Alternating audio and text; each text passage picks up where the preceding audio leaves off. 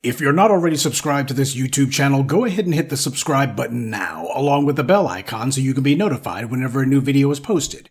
And if you're already subscribed, check and make sure that YouTube hasn't unsubscribed you. And of course, be sure to give this video a like, as well as share it on your social media. The white supremacists hate that.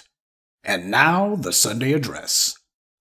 Okay, stop me if you've heard this one before. You got a black person in their 20s or 30s or older, and they're in public with a person older than themselves who bears a striking resemblance. You can probably surmise it's a parent, and the older person is berating the younger person over money, and worst of all, they seem to think that the younger person should be spending money on them. Now, 99% of the time, whenever these kind of ugly displays occur, it's never quite out in open public, usually in a car, or perhaps behind closed doors, but you can hear it. Because the parent is trying to get money and they don't want anyone to know. Well, if you're doing something that you're not exactly proud of, that begs the question, why are you doing it? Now, if you've ever borne witness to one of these ugly displays, then you know what I think on the occasions when I've seen these kind of things occur. What would make one of these olders think that castigating their child in public would change the child's mind? It's shameful for somebody who's supposed to, at this point in their lives, have it all in one sock, trying to get money from their children, especially in this day and age. We've all heard of failure to launch, where young people don't exactly get out of the house on their own, but in this case, this is failure to land. And no, don't even try to claim, well, they brought that child into this world, they do owe them for that. The child never asked to be here. None of us did, not even the baby boomer parents. The parent wanted the child, either as a way to have someone who they thought would be obligated to love them, or to have someone handcuff some bum into a relationship, or because they wanted to make people think that they were an adult and able to handle adult responsibilities, because that's what a child represents, right? They had a child as a vanity project, is my point. The child didn't ask to be here, so it's illegitimate to try to hold that over the child's head. The baby boomers aren't moving into retirement, most of them are already there, and yet most of them aren't prepared. A lack of planning on their part, however, doesn't constitute a crisis on yours. You have black people who had kids as a retirement plan, and I think you all know how strict I am about what constitutes a retirement plan. In the movie He Got Game, Spike Lee showed what too many black parents do. In that movie, you had a pro basketball prospect, and the parents were trying to figure out how do they cash in on it. They want to know what kind of deal he's getting and how much of it they're going to receive. But it's not just pro sports prospects who go through this in the black community. Too many black parents, particularly the mothers, I say that because we do have a disproportionate number of single mother homes, they look at the child as an investment in their own future, not the child's. And this is the biggest internal factor that has done the most to create the cycle of generational poverty that we've been locked into. Yes, the majority of our problems come from outside of our community, but at the end of the day, that doesn't absolve us of the responsibility to control the controllables. The baby boomers are the most shiftless generation. You don't need me to tell you that. They did the least, and they grew up at a time when the dollar went the farthest. They are the least deserving of anyone's largesse. They had the quote-unquote greatest generation who raised them and gave them things, gave them everything. And when they came of age, what did they do for their children or even for themselves? When we talk about black holdings in the United States, we're mostly talking about the work that was done by the silent generation. That's the group who were born just before the World War II generation. They were the main ones you hear about whenever we talk about black folks owning land. It's always 100 years ago. That's the generation you're talking about. That's who did the most to acquire what real estate holdings these black families still have for the ones that managed to hold on to it. What did the baby boomers generate, however? You don't have many stories of the baby boomers doing what their parents or grandparents did, and they had a far better economy and far more civil rights than their ancestors did. They were the very last group who still had the ability to be able to pay for a house at a reasonable price and be able to take care of a car and put food on the table all on one income. They were the last ones who could legitimately do that. From Generation X forward, however, we've seen all the jobs sent overseas, so union jobs are largely a novelty now. The economy has contracted horribly. The cost of living has skyrocketed. You could buy houses cheap in the 60s and 70s, especially the 70s. Most of the baby boomers, they were in their 30s back then. And what did they do? Style and profile. Well, now they're old. They're more interested in their diabetes medicine, high blood pressure meds, and insulin shots than they are with trying to look cute. A lot of them still haven't paid off their houses. Some of them are living in houses that belong to their parents because they failed to get one of their own. By the way, unless it's a strong, sturdy brick building, you know, the kind that are made to be an ancestral home, if your parents' house was some wooden job, then you're supposed to be renting it out. The silent generation, the World War II generation, they paid off their homes. They didn't leave mortgages and debts for their kids to pay. So any income that you get off of an old mom and dad's house is supposed to be pure gravy. The house is supposed to pay for itself. That's extra income, or at least it's supposed to be. This is why we don't have elders in our community. We just got a bunch of old people out here. Olders, not elders. You don't get to claim elder status simply because you want it or because you think you deserve it since you made it to retirement age. That's putting the bar on the floor, and we've done that for far too long. The same way that somebody doesn't get to call themselves a master teacher simply because they went to school. You don't get elder status just because you got old. Old age simply means you're old. To be an elder, you have to have produced things to sustain the next generation. Material things, things that establish and entrench the next generation's power. You want respect, you have to show what you've done to actually earn it. As Dr. Claude Anderson said, black parents want to make excuses for not having done this. So they try to use the pseudo-religious cop-out of, I gave my kids a good mind and some good values. Well, your kid can't put a good mind in their bank account. And they can't pay the bills off of it either. They need things that they own, control, and can pass down to their children. And in a world where the cost of living's going up and the chances of living are going down, that matters. See, when you attach respect to how much somebody has produced in the real world, then you're setting a concrete standard, a measurable standard. And black parents, especially these baby boomers, they don't like that. They don't like a standard at all because most of them don't measure up to it. Not because they couldn't do it, but because they were terminally selfish.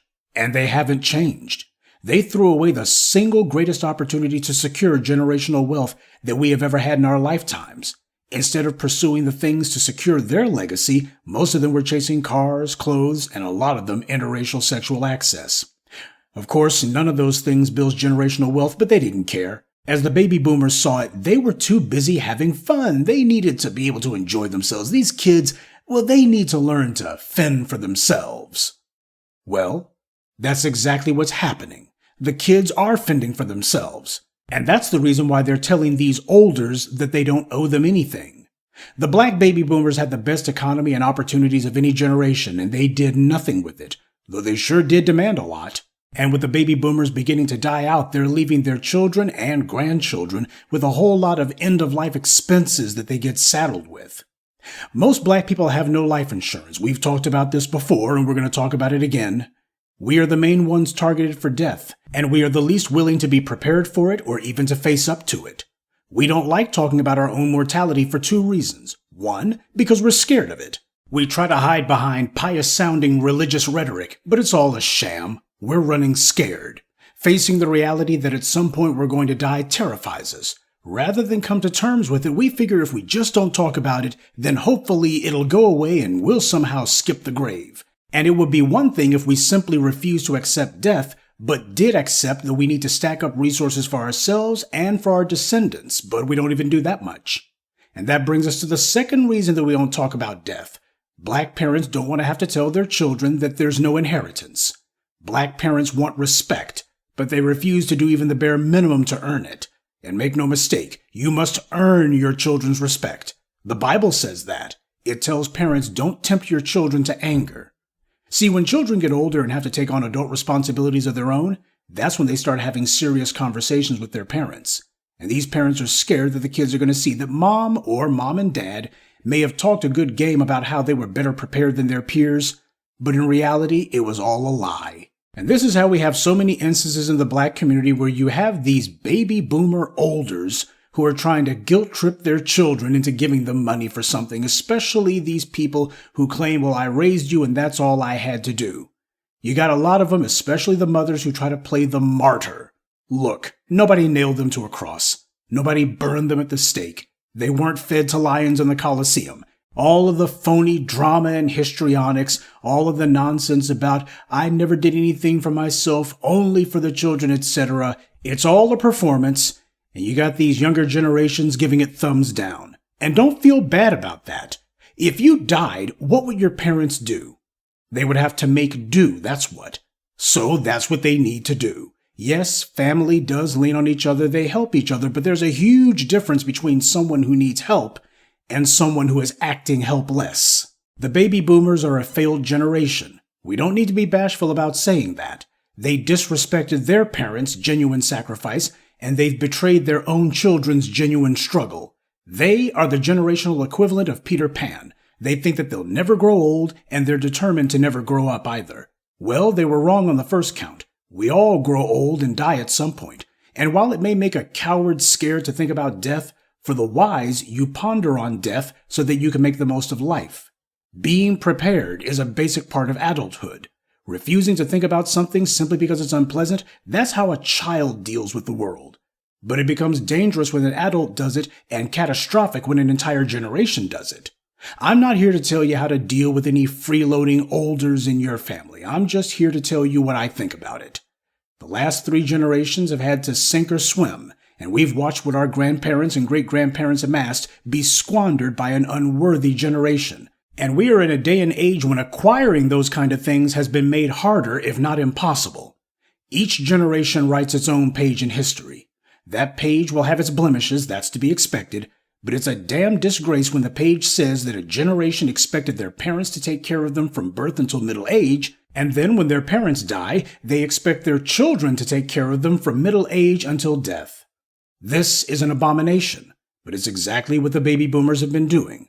I know that this is a tough conversation. Whenever talking about close family members, especially parents, people tend to feel sensitively about that. Every child, to some extent or another, places their parents on a pedestal. But the truth of the matter is, you can't worship your parents, and you can't even respect them unless they earn it. And you don't really understand whether or not they've earned it when you're a child. It's when you get older and the stakes get serious. That's when you find out whether or not your parents truly did right by you. So when it comes time to talk about generational wealth, this should come as no surprise to the baby boomers at all. They were looking out for themselves, and at least for a while, they looked out for their children. And now their children have come of age, and they're looking out for themselves and their children. And what these baby boomers are finding out is that their children and grandchildren have a very different, very concrete value system, one that the baby boomers didn't have. And they're finding out too late that the very things that they decided didn't matter turned out to be the most important things of all.